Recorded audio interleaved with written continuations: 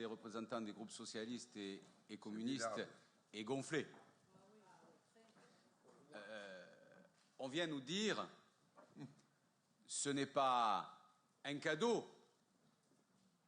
Nous n'avons jamais parlé de cadeau. C'est la justice. Oui, c'est la justice et l'équité.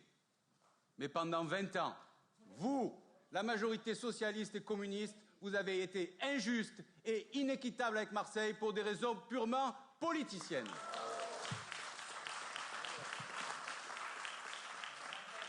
Et c'est vrai que les choses ont changé radicalement depuis 2015, sous l'autorité de Martine Vassal, la nouvelle présidente du département des Bouches-du-Rhône, et l'ensemble de sa majorité, dont un certain nombre de membres sont présents ici. Qu'est-ce qui a changé? C'est que la présidente et la majorité départementale ont décidé de raisonner non plus sur des critères politiciens, mais en tenant compte de l'équité et de la justice, justement. Ça a été quoi?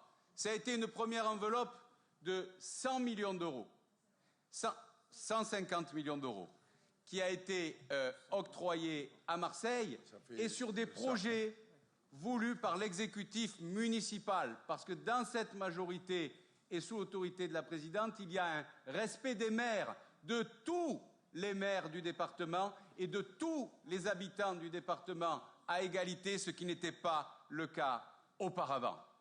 Deuxième critique, on viendrait avec cette aide accentuer la fracture.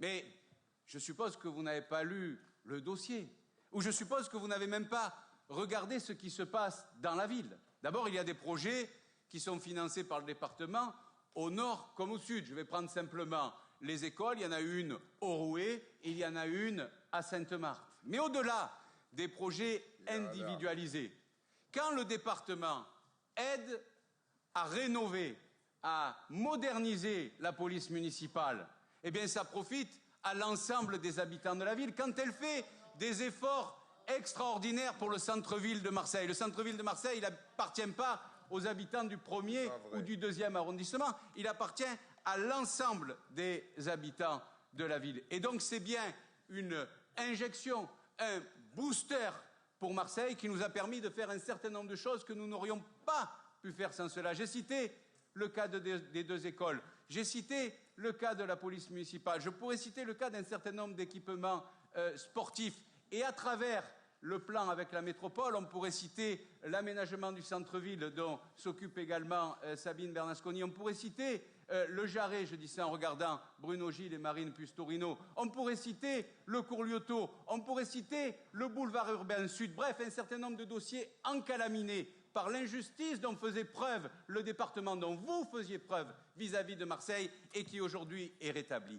Et pour terminer, je dirais à M. Coppola que dans le même temps, le département des Bouches-du-Rhône continue à assumer sa mission sociale, mais sous l'autorité de la présidente. Et parce que nous sommes ce que nous sommes, parce que nous sommes fidèles à nos convictions, oui, nous luttons contre un certain nombre d'abus, parce qu'à force d'abuser de notre système, on va faire tomber le système. Or, nous y sommes extrêmement attachés. Et je vous trouve extraordinairement gonflé de venir parler de l'austérité voulue par l'État quand vous avez soutenu M. Hollande avec vos amis juste au-dessus de vous, qui a ponctionné, qui a saigné l'ensemble des collectivités territoriales. Alors oui, avec Martine Vassal au département, on aide Marseille parce qu'on aime Marseille et on continuera.